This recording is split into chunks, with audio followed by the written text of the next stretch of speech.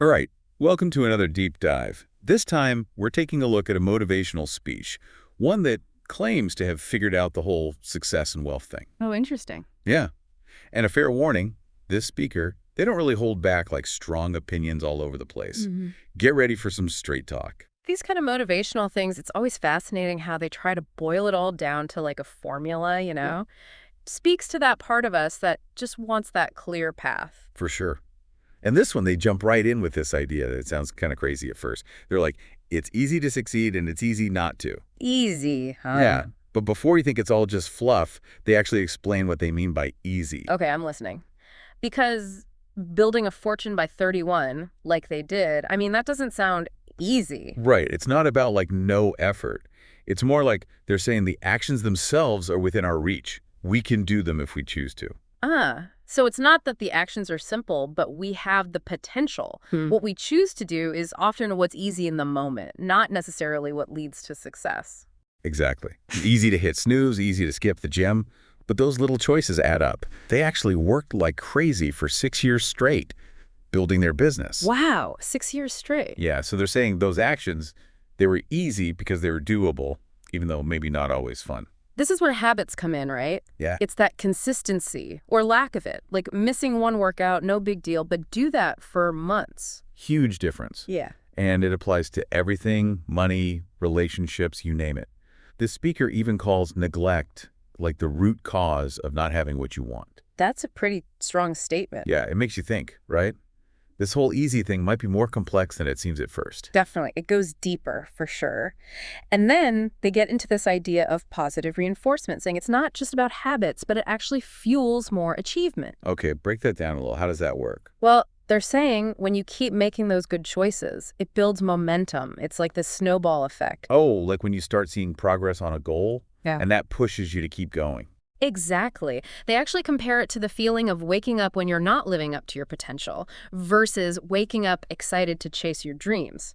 Two totally different experiences. One feels heavy, the other's full of energy. So they're saying that aligning with your goals and taking action, it creates this drive within you. It's not just about willpower, it's like tapping into something deeper. Yeah, like an inner enthusiasm that comes from pursuing what matters most to you.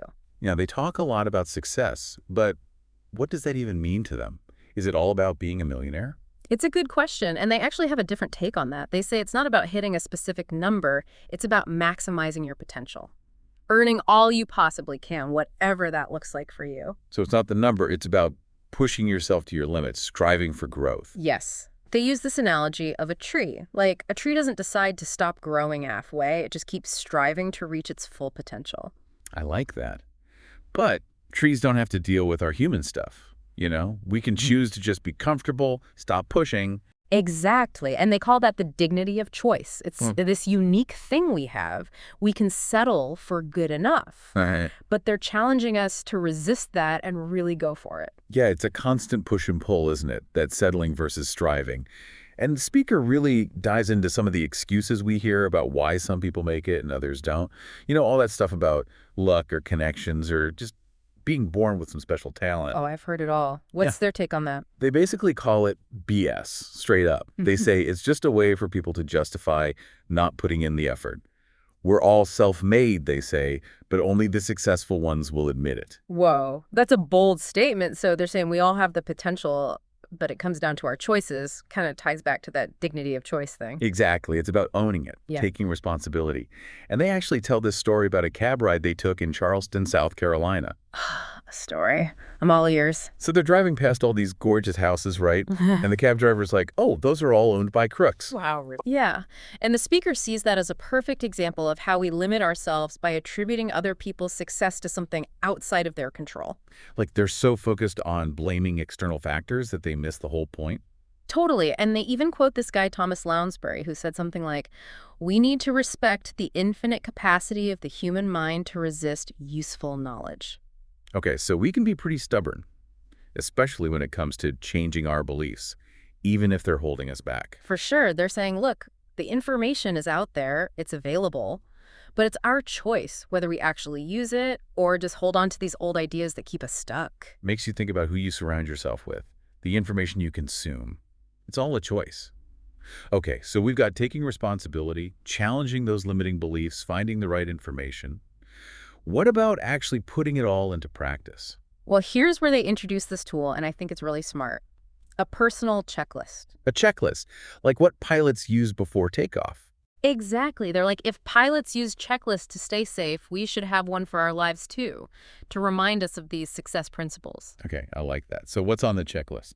First thing, put it somewhere you'll see it every day. Bathroom mirror, something like that. And number one on the list is that formula for getting rich. Our rewards in life will always be in exact proportion to our contribution, our service. Short and sweet, but yeah, that's powerful stuff. It's about creating value, serving others. Right. They actually say to memorize it, let it sink in, even use it in conversations, see how people react. Almost like spreading the message. Interesting. What else is on the checklist? Next up is just one word. Think. Just think. That's pretty broad. Yeah, but they explain that it's about using your mind to come up with ideas that can lead to wealth and advancement. Remember the gold mine analogy. Right, right. So it's about being an idea generator, Yeah. finding ways to improve, contribute, all that. Exactly. And they actually give a tip for this. Wake up an hour earlier than usual. Gives you time to just think without distractions. A thinking hour. I like it. Right. Take a shower, have your coffee, then grab pen and paper, write your financial goal at the top, and just brainstorm ways to get there. Focused thinking with a clear target. Makes sense. They say aim for at least 5 ideas every morning. Not all of them will be great, but some will be good, a few will be excellent, and you might even get a brilliant one. It's like that saying, the more you swing, the more likely you are to hit a home run. But what about people who are stuck in a job they don't like, feel limited? How does this think thing apply then?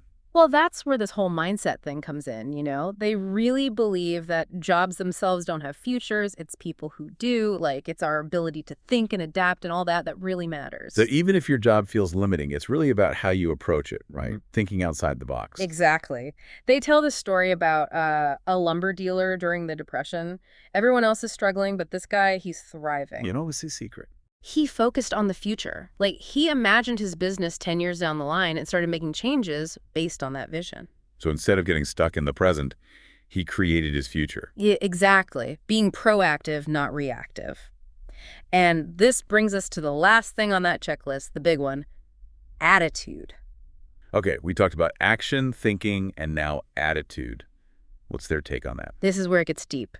They actually say attitude is the most important word there is.